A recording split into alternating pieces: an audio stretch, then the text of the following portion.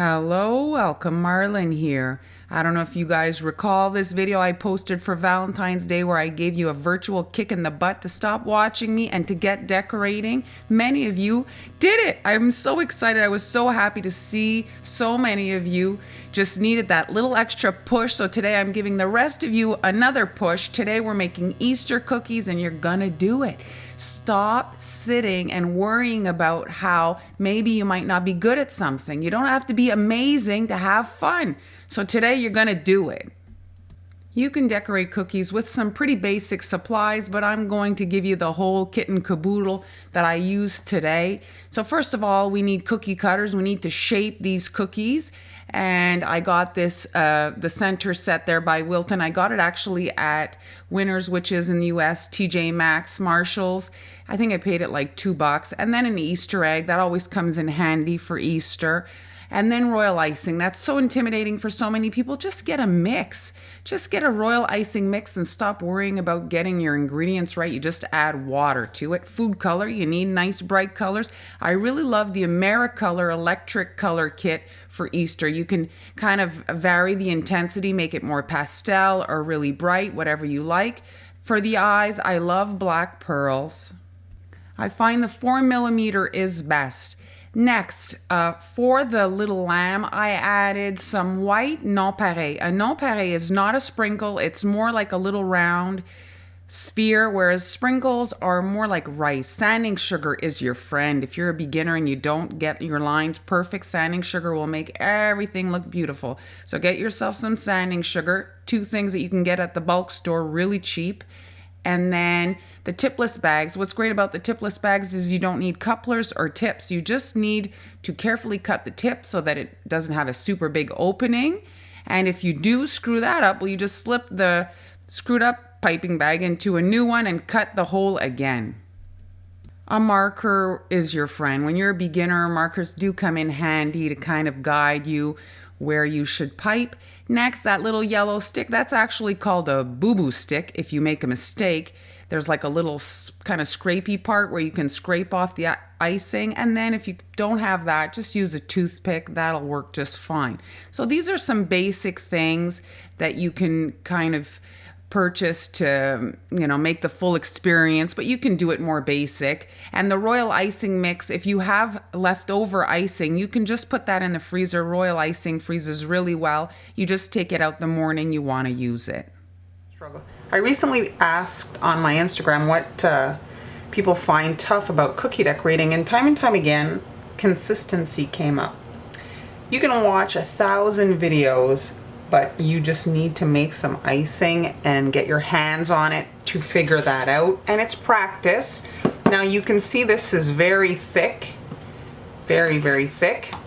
Now, a couple of mistakes you don't want to do. You don't want to just dump a bunch of water in there. Once the water's in there, well, you can't get it out. All you can do is add some stiff icing if you cross the line and make it too runny. So you have to add your water a little bit at a time. It is labor intensive and annoying and all that, but it is what it is. And so you add a little bit of water at a time. Some people use a spray bottle actually. And you just mix it in. And what you're looking for is like the consistency of honey. If you were to have honey and you were to pour it into, let's say, a dish, well, you would see that it would level. Gravity would be able to pull it flat. This consistency is a little bit thick, I find still. So I'm going to add just a little bit of water there.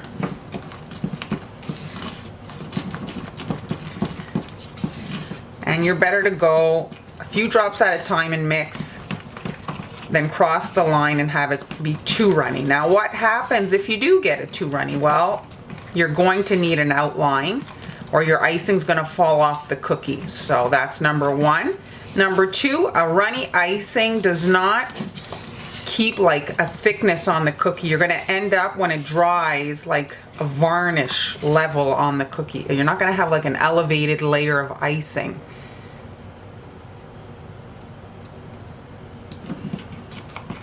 Now, when you look at icing stuff and videos, they talk about seconds. well, you start counting. When you stop mixing, you start counting, and the time it takes for it to level, that's what these seconds are about. So usually they talk 20 seconds is the ideal. Another thing that you can do is you just shake your icing. That'll make it level. This is still on the thick side, especially if you're a beginner. You want the icing to heal, at least in your bowl. And then you'll see, I can kind of see now. I'm going to stop mixing and we're going to just watch it. You see it being pulled down, gravity is sucking it to the bottom of the bowl, and you can see the lines are all fading away. So that's pretty good. There. Now I can add my color. Some colors you have to add a lot of food color. Yellow is one of them that you don't have to add that much. This is egg yolk yellow. I'm using yellow sanding sugar, so you don't have to take it that dark.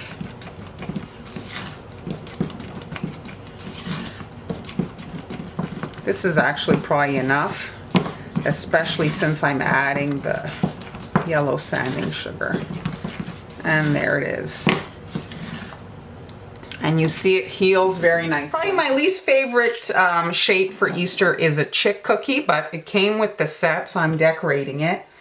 This random area at the bottom, not sure what that's about, but they have it decorated like grass, so that's what I'm going to do. I've got a tipless bag and I'm just pushing from behind till it gets like to the area, until it gets to the edge of the cookie, and then where I want the body to kind of start, then I just fill that in. And that's it. And then you can use a toothpick to kind of just poke around until the icing smooths over. And we're going to let that dry. But first, let's add the beak. Those are the two elements that need to dry before we can put this cookie in sanding sugar. And the beak here, I'm just doing a triangle this way and then round this way. And then you can fill that in. Be sure not to put green icing in your orange icing. Here's my cookie in my bead tray. This helps me put the sanding sugar back in the bottle. And I'm just outlining, and then I'm going to flood in this same icing. The sanding sugar is really helpful if you're a beginner to hide any imperfections. So you can just quickly run through the surface there. You don't want to add too much icing or it'll fall right off the cookie. And now I can sprinkle all this on my surface like that. And in the wet icing, I'm going to push in the eye here and there. Here are my little chick cookies. They're pretty much done. I'm just going to add a little detail to the side there just to give it like the look of a wing. I'm just doing a swirly line. Just like that. And that's it. If you're a beginner, I recommend you get yourself some food color markers. They just help you to kind of guide you where you should put your lines and stuff. And it's just helpful when you're a beginner to kind of know, what, oh, I have to fill this area in. So I'm just marking it off. These are my legs for the sheep here, the lamb. And then the face like on my lamb. And I'm using some taupe icing, just more interesting than just gray or black. And I'm just filling in the face area I marked off with my edible markers, which I highly recommend getting if you're a beginner. They're just a great way to help you know where you should be piping.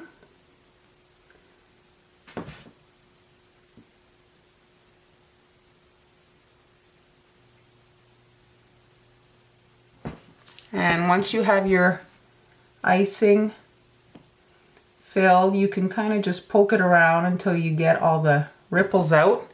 And in the wet icing, I'm dropping in a pearl for the eye. And you're better to do it while the icing is wet. You see when I push, it creates like a dome. Looks like a real eye. If you add the eye after it sits outside of the head, looks very weird. These areas have had time to dry. I'm coming in and adding a bit over the pieces. And it's just a wonky edge all around. Again, by the face, wonky edge. And then we're filling this in. Don't overfill or it'll spill over. Like that. And we can coat this in these nonpareils. I find the nonpareils are nicer than the white sprinkles that are like the shape of rice. I find these work a little bit better. I had a purple one in there. Let's push it in and it'll get hidden. And there it is. Gives the look of the wool. Now the lamb, I thought it was missing a little something. I'm just adding a little ear here, kind of coming out from the fur. It's kind of like an egg shape actually, right there.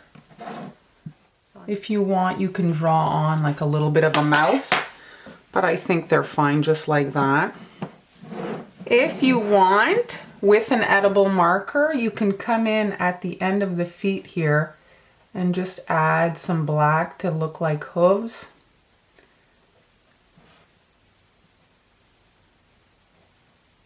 I don't find that doing this in icing will look better. I kind of like it actually with the marker. The bunny. And now here, the ear is flopped over. And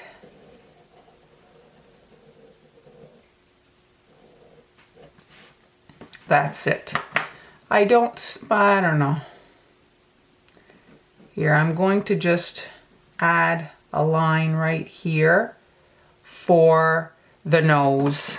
Let's repeat on our cookies here, our guidelines. Like that. What am I doing here? I just want to have a bit of pink here. I'm just filling in my areas here that need to be pink.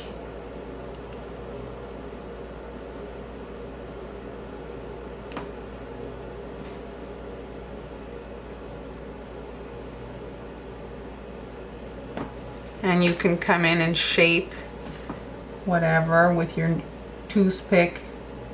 Just get your icing to where you want it to be. My icing's very runny. We'll see how it reacts. Now I'm just working on the bunny here. First thing, I'm just working on this ear. So we just have to kind of outline the pink. But we're not doing the ear on the end since I want that to look like it's folded. So I'm going to do that separate. Now I'm going to do the head here. This is kind of like a wonky shaped bunny head, but it's fun. It's not, you know, the usual. I actually like this very much.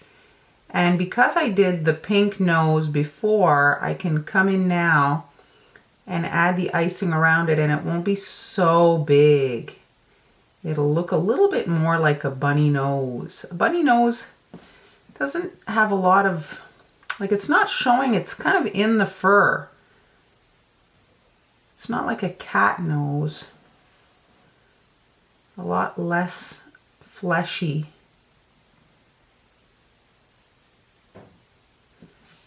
There. Let's just press that over to the pink line here. Let's give it a little shake. And now the rest of the ear.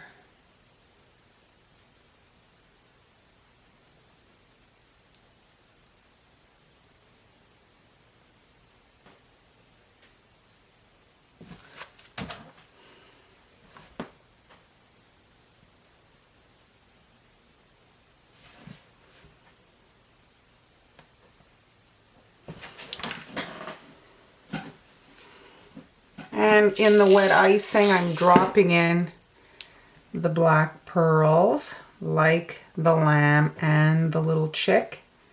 They'll all have kind of similar eye. And now, you see I'm just doing that little section so that it looks like the ears flopped over. I almost have no white icing, but that's why I like the tipless bags. You can really like squeeze all the way to the end, and usually you can get by. So I'm just adding that over the edge and then filling in this little section here.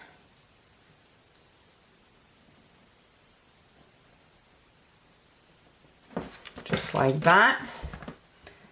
And heel it up, shape it, and the cookie is almost done. I'm going to add some whiskers once the cookie has had time to dry.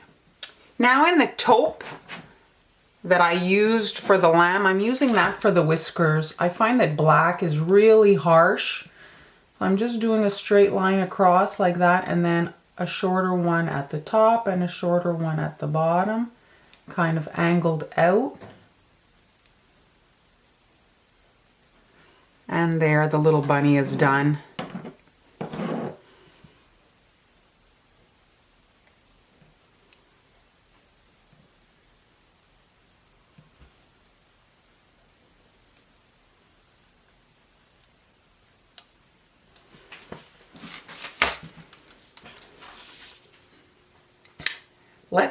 Let's talk colors. Are there any wrong colors? Well, for Easter, for me anyway, here in Canada, spring is a rebirth. You know, the snow melts and everything kind of comes alive, and it's bright and soft at the same time. And for me, red and black are just colors that I try to stay away from for this particular holiday.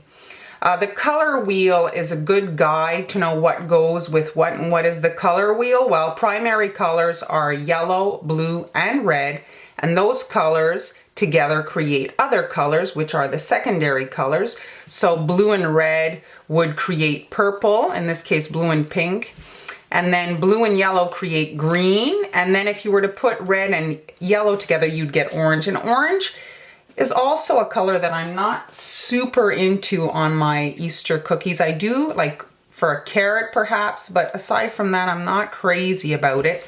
And I like white for an accent color. And so we're going to use these to decorate some Easter eggs. Now I'm working on my Easter egg. There's really no right or wrong to this.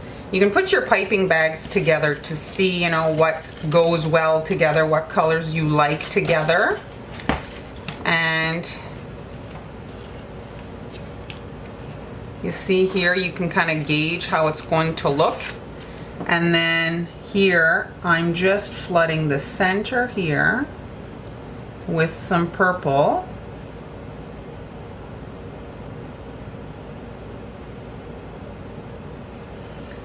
And you can just quickly flood this area.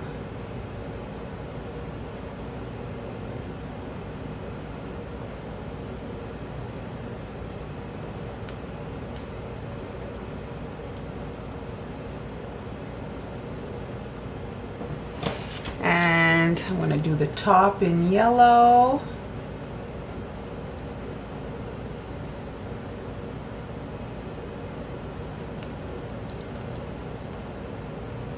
I'm going to add a yellow line in the purple there.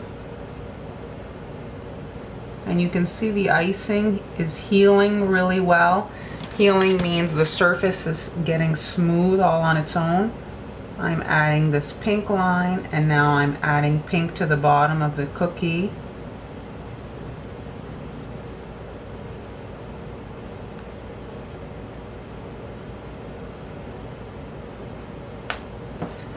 And I'm just going to use my needle here to kind of shape the icing. And let's just smooth the whole bottom over. Now I'm going to wipe my needle, and I'm just doing a circular motion right here. Oh, I forgot to add my purple in the yellow.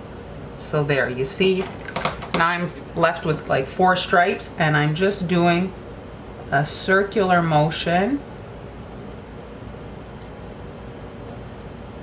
there. And I'm doing the same thing down here.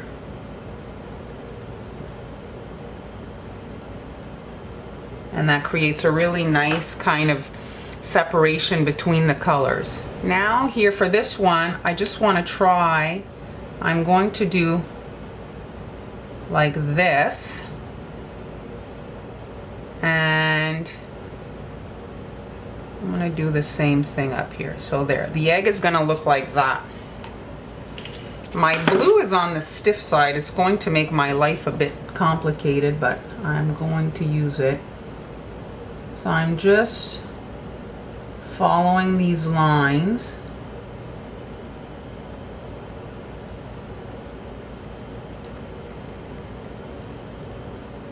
There. And we're just going to flood all this over. Like I say, my icing's on the thick side. It will make my life a bit complicated. I was working on another project and I didn't change the consistency. But if I shake it, I should be okay. You have to be careful when you're using thick icing with these tipless bags. When you squeeze, you could actually cause the whole thing to rupture right here. Okay, now I'm shaking it to get it to smooth. It's doing it pretty good. Let's do another little shake. Now I'm adding the pink to the top here. There. We'll fill this in. There. And for the bottom, I don't want to use green. I'm going to use the purple. So again, outline the bottom. Let's flood this up.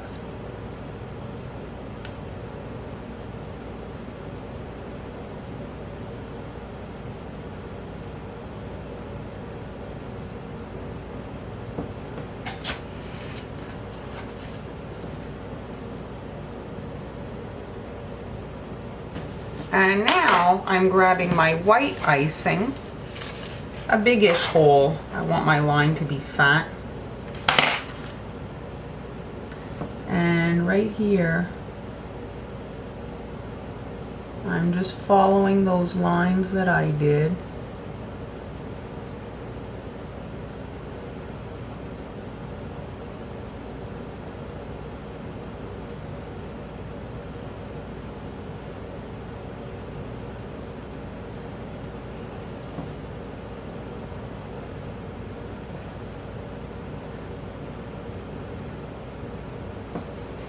And that's it.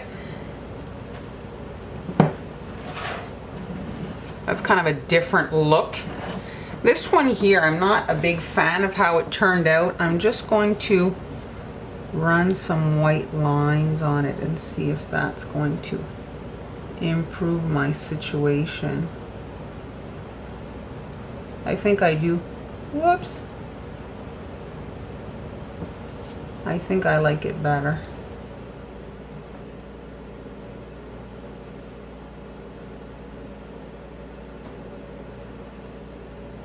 There. Let's get this off. Yeah, the white line did help it. And here are the completed cookies. There is no mystery. The only thing that's needed for beautiful cookies is practice. We tell our kids to do their homework and to practice their piano and to go do whatever, practice their dancing. Well, it's the same thing for us when we want to get better at something. We just simply have to do it.